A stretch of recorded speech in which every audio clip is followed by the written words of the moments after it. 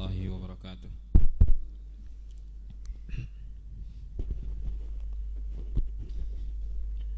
Alhamdulillahi rabbil alamin, wa bihi nasta'in ala umuri dunya waddin, wa nusalli wa nusallim ala nabiyyina Muhammadin wa ala alihi wa ashabihi wa man tabi'ahum bi ihsani ila yaumiddin. Wa ba'du. Ikhwani wa akhwati fillah rahimani wa rahimakumullah. Kita masih dalam pembahasan kitab at-taharah, babu fima yahrumu 'alal muhdits muzawalatuhu minal a'mal. Sekarang kita masuk pada poin yang ketiga, yahrumu 'alal muhdits at-tawafu bil bait al-atiq. Nah, tafadhal. Bismillah. Qala musannifu hafidhallahu ta'ala fi kitabih al-thalith, yahrumu 'alal muhdits tawafu bil baitil atiq liqauli sallallahu alaihi wasallam at-tawafu bil baitis shalah illa anna Allah abaha fihi al-kalama wa qad tawadda'a an-nabiy sallallahu alaihi wasallam lit-tawaf wa sahahahu anhu sallallahu alaihi wasallam annahu mana'a al-haidha min at-tawafi bil baiti hatta tadhur. Kullu dhalika mimma yadul. Thalith, yahrumu 'alal muhdits at-tawafu bil baitil atiq. Dari perkara yang diharamkan atas orang yang berhadas adalah at-tawafu bil baiti al-atiq, tawaf di Baitullah. Haram bagi mereka yang berhadas tawaf di Ka'bah. Ini satu dari pendapat para ulama. Mereka berpendapat bahwasanya orang yang tawaf harus bersuci. Lalu bagaimana sekiranya di putaran kedua atau ketiga atau seterusnya dia berhadas, maka orang yang tawaf harus kembali mengangkat hadasnya dengan wudu. Mungkin dia buang angin, dia kembali berwudu. Kemudian dipersisikan juga tentang apakah dia harus mengulang dari awal atau tidak. Sebagian mengatakan tidak, dia menyambung tawaf di mana dia berhenti. Dia mengatakan tidak, dia ulang dari awal. Baik. Jadi haram bagi orang yang berhadas tawaf di Baitullah. Liqaulihi sallallahu alaihi wasallam, at-tawafu bil bait salatun. Tawaf di Baitullah itu adalah salat. Jadi tawaf dan salat itu sama. Illa anallaha abaha fil kalam. Bedanya Allah bolehkan berbicara ketika tawaf. Ketika salat enggak boleh, tapi ketika tawaf boleh. Ya. Dia boleh berdoa, dia boleh berzikir, dia boleh memberi nasihat, boleh. Dia berbincang ketika tawaf. Yang lebih utama adalah berzikir dan berdoa. Wa qad tawadda'a an-nabiy sallallahu alaihi wasallam lit-tawafi. Nabi sallallahu alaihi wasallam berwudu untuk tawaf. Ini dalil bahwasanya sebelum tawaf berwudu terlebih dahulu, mengangkat hadas. Wa shahha anhu sallallahu alaihi wasallam, dan telah sahih dari Nabi sallallahu alaihi wasallam annahu manal haidha min at-tawafi bil baiti hatta tadhur, di mana Nabi melarang wanita haid tawaf di Baitullah sampai dia suci. Ya, bagi mereka yang haid ketika umrah, ya, maka mereka tahan terlebih dahulu untuk tidak melakukan tawaf, ya, sampai bersih haidnya.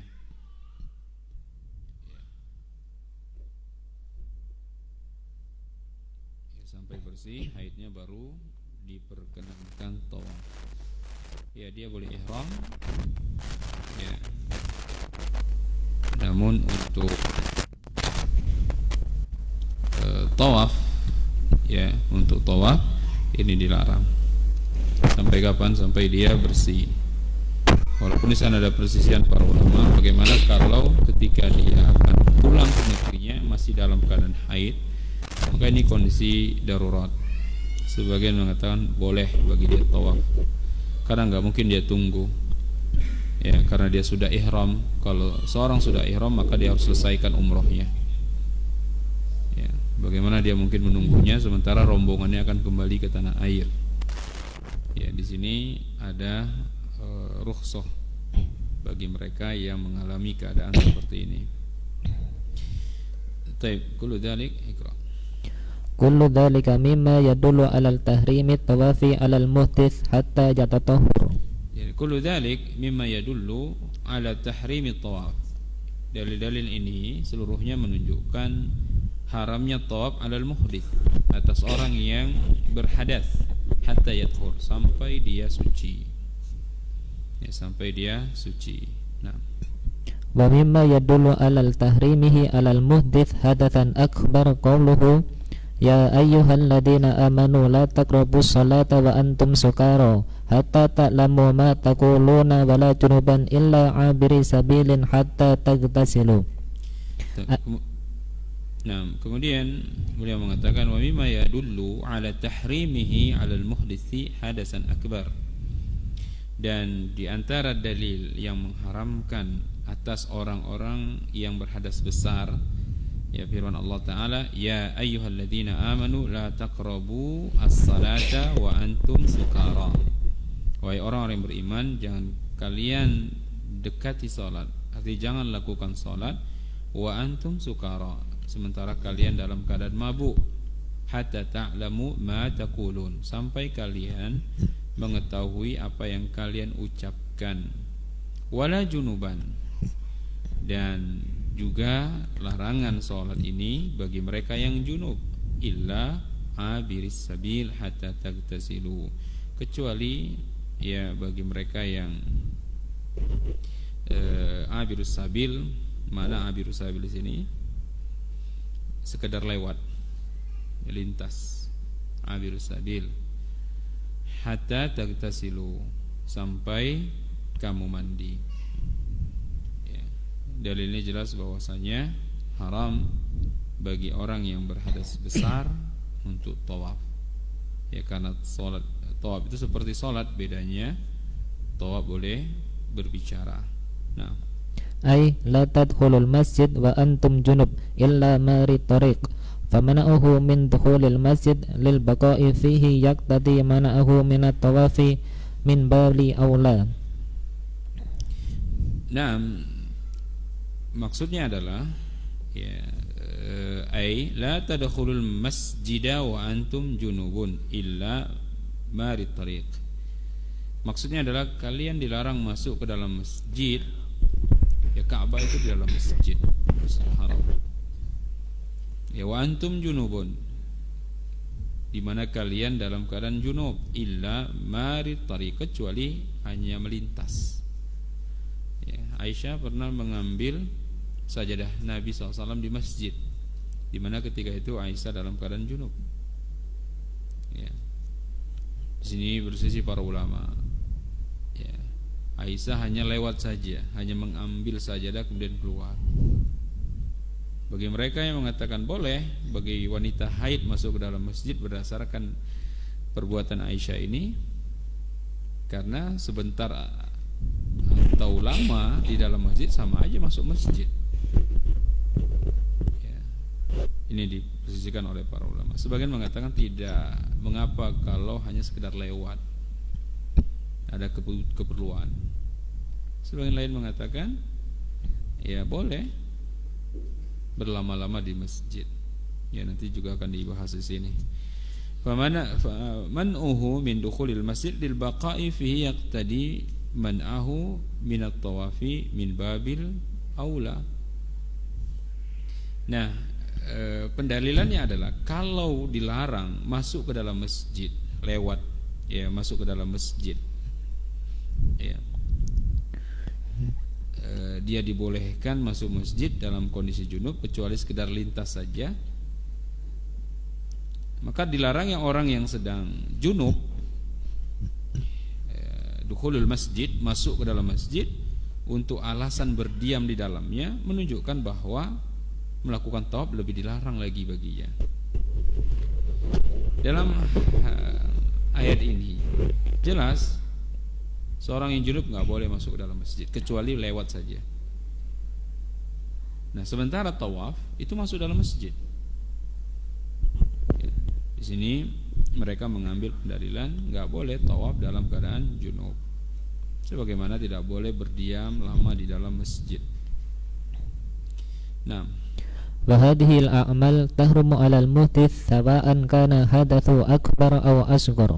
wa hadhil a'malu tahrumu 'ala al-muhditsi sawa'un kana hadatsu akbara aw asghara. Amalan ini dilarang untuk orang-orang yang berhadas, ya, baik itu hadas besar maupun hadas kecil. Ya, jadi dalam pembahasan ini beliau mengatakan ada 3 perbuatan di sana disebutkan, ya, menyentuh mushaf, kemudian salat wajib maupun salat sunnah, yang ketiga tawaf. Ini dilarang bagi mereka yang berhadas besar maupun berhadas kecil. Nah, Wa amal asya'u allati tahrumu 'alal muhdits hadatsan akbar khassah fahiya wa amal asya'u allati tahrumu 'alal muhdisi hadasan akbara khasatan. Adapun perkara-perkara yang diharamkan atas orang-orang yang berhadas besar secara khusus adalah, nah, al-awalu yahrumu 'alal muhdits hadatsan akbar qira'atul Qur'an li haditsin Ali radhiyallahu anhu la yahjubuhu, yakni an-nabiy sallallahu alaihi wasallam anil Qur'ani syai' laisal janabah, rawahu Tirmidzi wa ghairuhu. Wa lafzu Tirmidzi yuqri'una al-Qur'an ma lam yakun junuban. Fahada kemudian beliau mengatakan, awalan yahrumu 'alal muhdisi hadasan akbar qira'atul Qur'an. Dilarang atas orang-orang yang berhadas besar membaca Al-Qur'an. Di hadis Ali radhiyallahu anhu, la yahjubuhu, yakni an-nabiy sallallahu alaihi wasallam anil Qur'ani syai'un laisal janabah, rawahu Tirmidzi wa ghairihi. Wa lafdhu at-Tirmidzi yuqri'una al-Qur'ana ma lam yakun junuban. Nabi sallallahu alaihi wasallam bersabda, tidak ada Ali radhiyallahu anhu meriwayatkan sebuah hadis, la yahjubuhu anil qira'ani anil Qur'ani syai'un laisal janabah.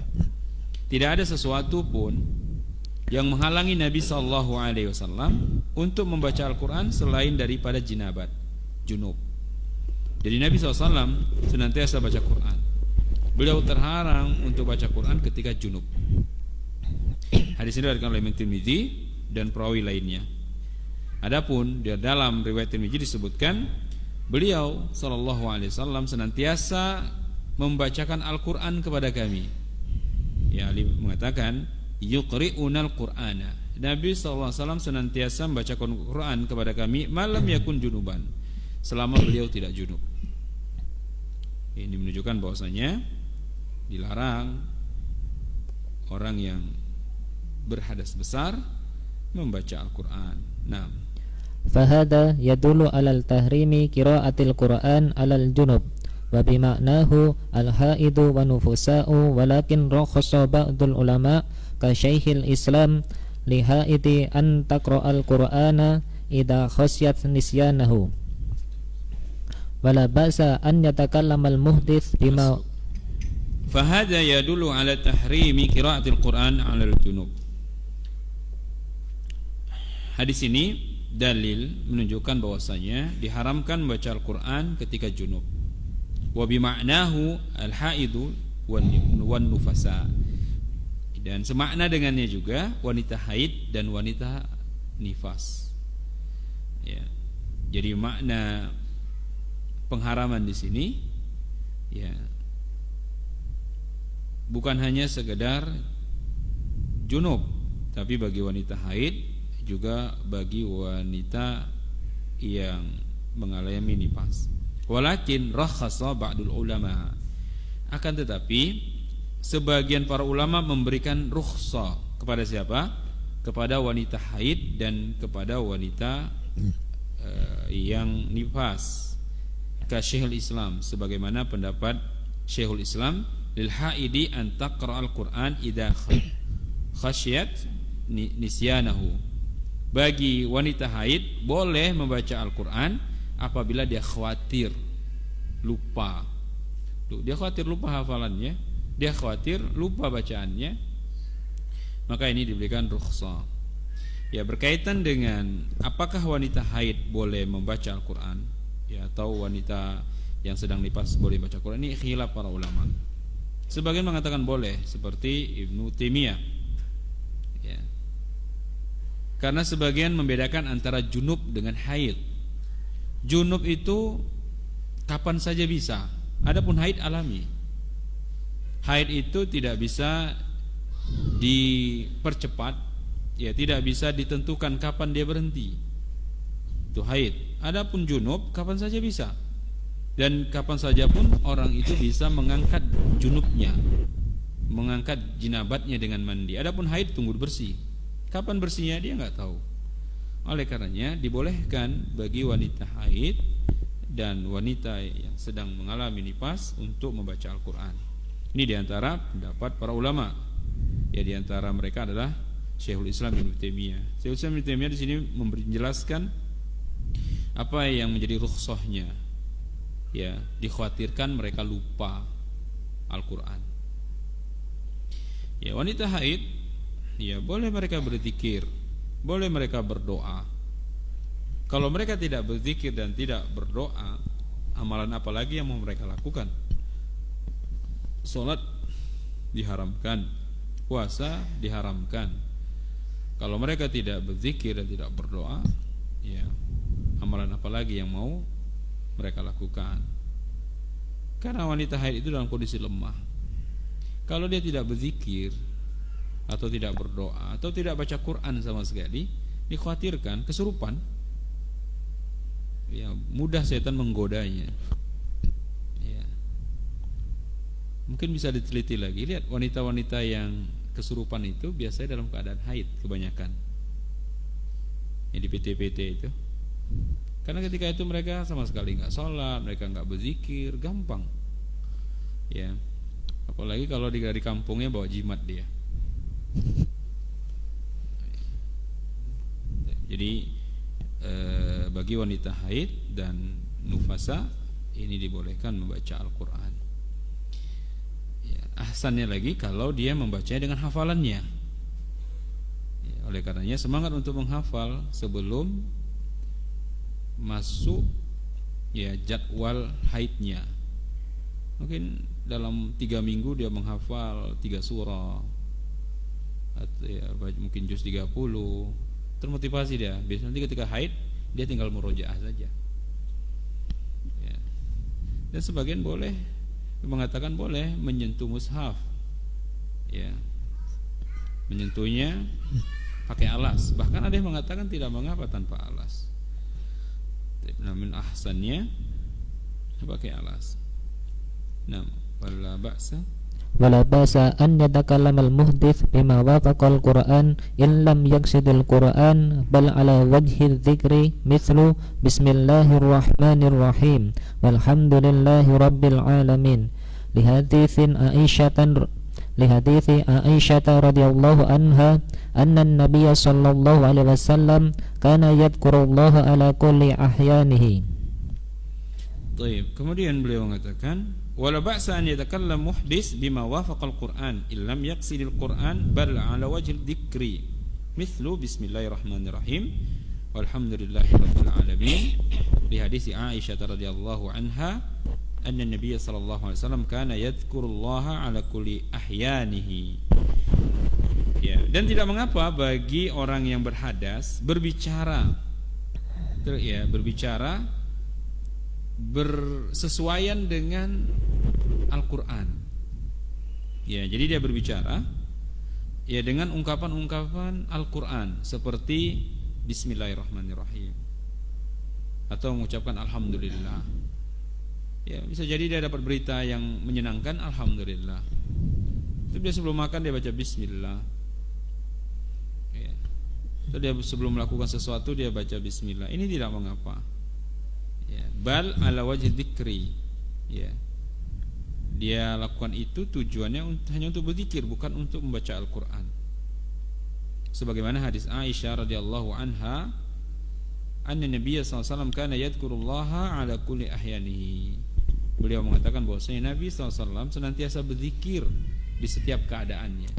Di setiap keadaan di sinilah yang ditafsirkan dalam keadaan suci atau dalam keadaan junub. Nabi senantiasa berzikir.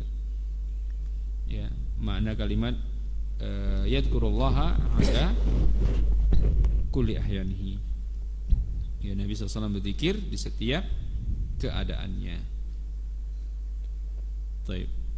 Jadi tidak mengapa dia ucapan bismillah, alhamdulillah, masya Allah. Ya. Artinya ada kata-kata di situ yang bersesuaian dengan Al-Qur'an. Mungkin dia memberikan nasihat masih dalam keadaan junub. Ya, dibutuhkan ya, bersesuai membawakan ayat-ayat Qur'an. Tujuannya bukan untuk qiraatul Qur'an. Ya.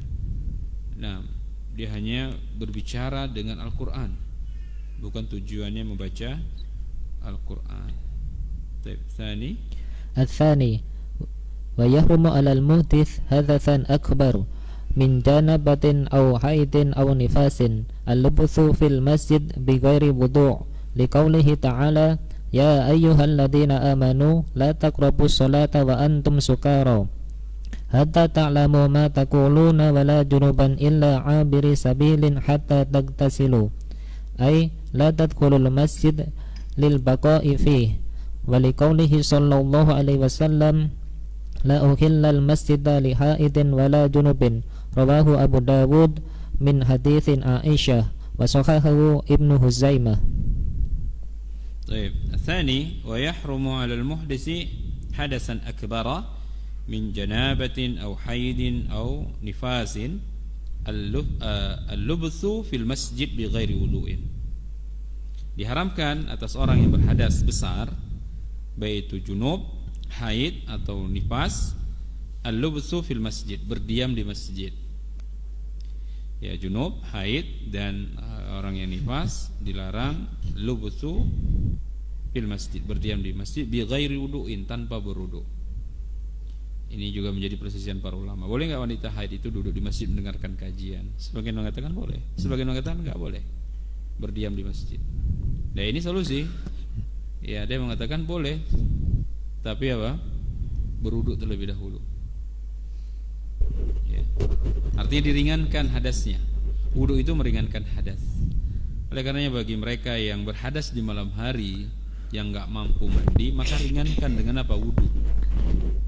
Ya, ringankan dengan wudu. Mungkin dia enggak mampu mandi di malam hari, sementara dia berhadas, maka ringankan hadasnya dengan wudu. Liqauli ta'ala, di sini disebutkan firman Allah, ya ayyuhalladzina amanu la taqrabus salata wa antum sukara. Wahai orang-orang beriman, janganlah kau dekati salat sedangkan engkau dalam keadaan mabuk, hatta ta'lamu ma taqulun, sampai engkau mengetahui apa yang kau katakan. Jadi bagi mereka yang mabuk ya dilarang salat. Wala junuban illa abiris sabil, dan begitu juga orang yang junub enggak boleh masuk masjid, enggak boleh mendekati salat, ya, masuk ke dalam masjid illa abiris sabil, kecuali mereka yang lewat saja, hatta tagtasilu, sampai dia mandi. Aila tadkhulul masjid lil baqa'i fihi, artinya enggak boleh masuk masjid untuk berdiam di dalamnya. Waliqauli sallallahu alaihi wasallam la uhillal masjida lil haidin wala junubin, aku tidak menghalalkan masjid bagi mereka yang haid dan juga bagi mereka yang junub. Rawahu Abu Dawud min hadis Aisyah wa sahahu Ibnu Khuzaimah. Nah, mikra فإذا توضأ من عليه حدث أكبر جاز له اللبث في المسجد لقوله عطاء رأيت رجالا من أصحاب الرسول صلى الله عليه وسلم يدرسون في المسجد وهم مجنوبون إذا توضأوا وضوء الصلاة والحكمة من هذا الوضوء تخفيف الجنابة. Baik. Nah, ini solusinya bagi mereka yang junub. Faida tawaddu'a man alaihi hadasun akbar. Ya, apabila dia berwudu dari hadas besarnya, jazalahu lubsu fil masjid, maka boleh baginya duduk di dalam masjid. Ini bagi yang junub. Lalu bagaimana yang haid? Ya, dia berwudu sama aja batal wudunya. Ya, karena darah haidnya keluar. Ya, bagi mereka yang terbiasa wudu sebelum tidur, ya, apakah bermanfaat wudunya? Ya, wudu itu tetap batal. Ya, oleh karenanya para ulama mengatakan, ya, wudunya sia-sia. Dia haid, sebelum tidur dia berwudu. Ya, mungkin baru cuci wajah batal wudunya. Kenapa? Air darahnya mengalir, darah wudunya, darah haidnya mengalir. Nah, di sini disebutkan untuk yang berhadas besar yaitu junub, untuk meringankan junubnya dia berwudu, maka boleh dia berdiam di masjid. Liqauli Atha, sebagaimana perkataan Atha, ra'aitu rijalan min ashabi Rasulillah sallallahu alaihi wasallam yajlisuna fil masjid. Aku melihat orang-orang dari kalangan sahabat Rasulullah SAW, mereka duduk di masjid, wahum yani mujnibuna idza tawaddau wudu as-shalah. Mereka itu dalam keadaan junub, ya. Namun setelah mereka berwudu, mereka duduk di sana, yaitu wudu sebagaimana wudu salat. Wal hikmatu min hadzal wudu takhfiful janabah. Jadi hikmah wudu ini yang mereka lakukan adalah takhfiful janabah, meringankan junubnya, ya, meringankan junubnya.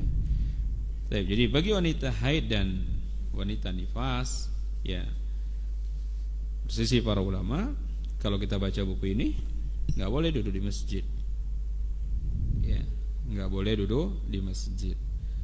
Namun ini jadi persisian para ulama. Sebagian mengatakan boleh selama dia bisa menjaga kebersihan darah haidnya.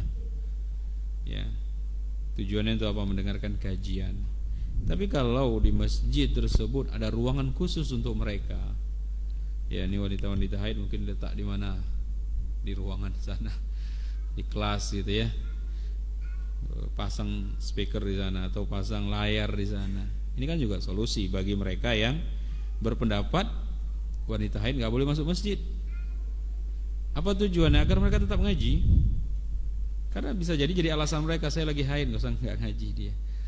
Ya, tapi kalau sudah disiapkan, terserah yang mau di sana, yang mengambil pendapat bahwasanya wanita haid nggak boleh masuk masjid, sana ada ruangan, silakan.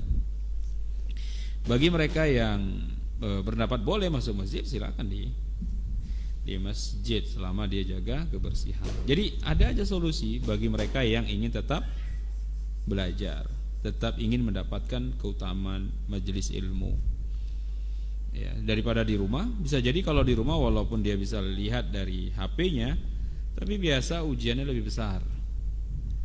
Ya, karena diiringi dengan iklan di sana. Ya. Jadi bagi panitia daripada ada pertengkaran di sana, wanita boleh nggak masuk masjid? Sebagian mengatakan nggak boleh, sebagian panitia mungkin mengatakan itu, sebagian mengatakan boleh. Ya udah, cari solusi. Ya, berikan mereka tempat untuk agar tetap belajar. Allahu a'lam. Adapun kami lebih condong pada pendapat yang membolehkan. Ya, wanita haid boleh masuk masjid, ya, selama dia dapat menjaga kebersihan darah haidnya. Tapi kitab yang kita baca ini melarang. Taib, lanjut.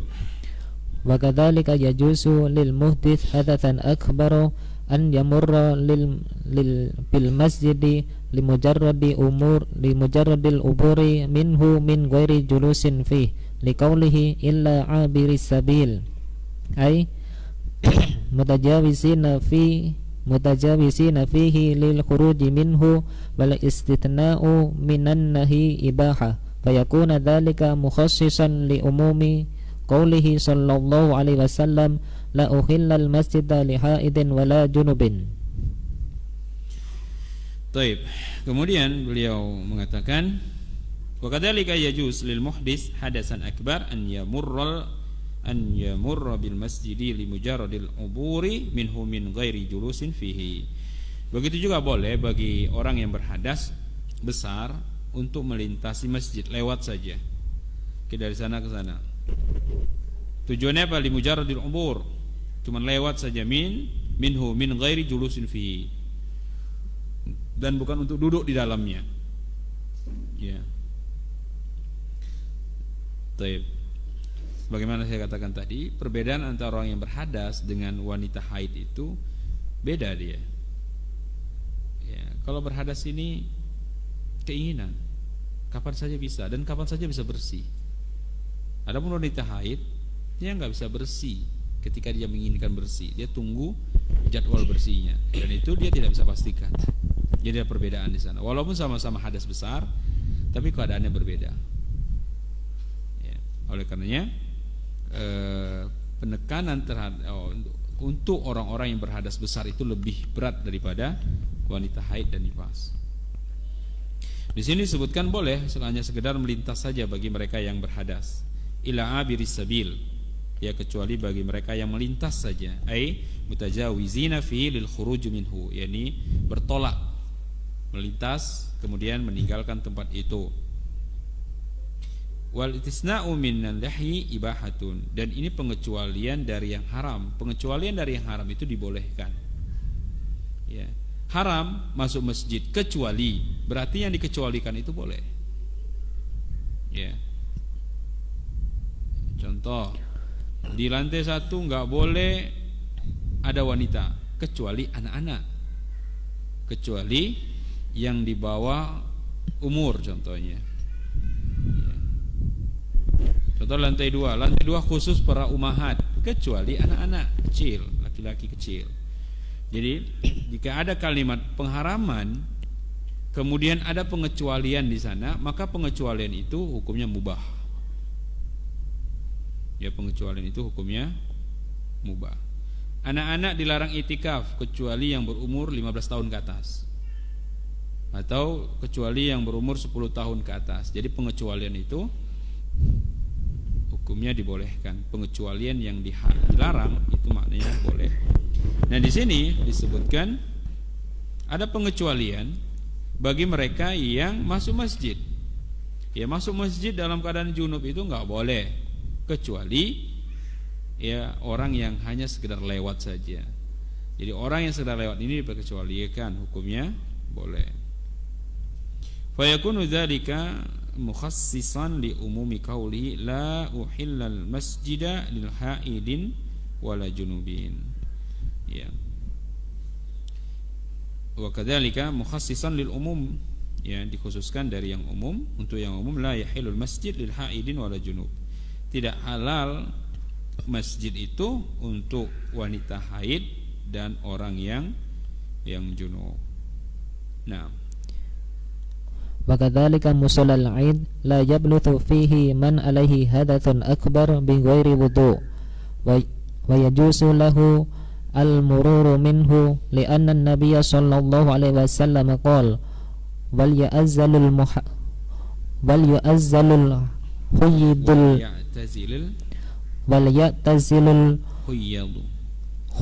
huyyadul musalla. Kemudian beliau mengatakan wa kadzalika musallil 'id, begitu juga tempat untuk sholat id, musola. Musola itu artinya lapangan. Ya, lapangan ini biasanya digunakan untuk sholat id, Idul Fitri, Idul Adha, dan apalagi sholat lainnya, ya. Bahkan sholat jenazah itu kalau bisa di lapangan, kalau bisa. Tapi di kita sudah biasa di masjid, biar lebih luas dia. Ya. La yalbusu fihi man alaihi hadasun akbar bi ghairi wudu. Jadi enggak boleh berdiam orang-orang yang berhadas besar tanpa wudu. Wa yazulahu al-murur minhu. Adapun orang yang melewatinya saja boleh. Lianna Nabi sallallahu alaihi wasallam qala wal ya'tazilul huyyadu al musalla. Hendaknya para wanita haid menjauh dari musola kami, tempat sholat kami. Mereka boleh mendengarkan apa? Mendengarkan khutbah Id, tetap harus keluar. Ya, wanita-wanita yang haid tetap harus keluar.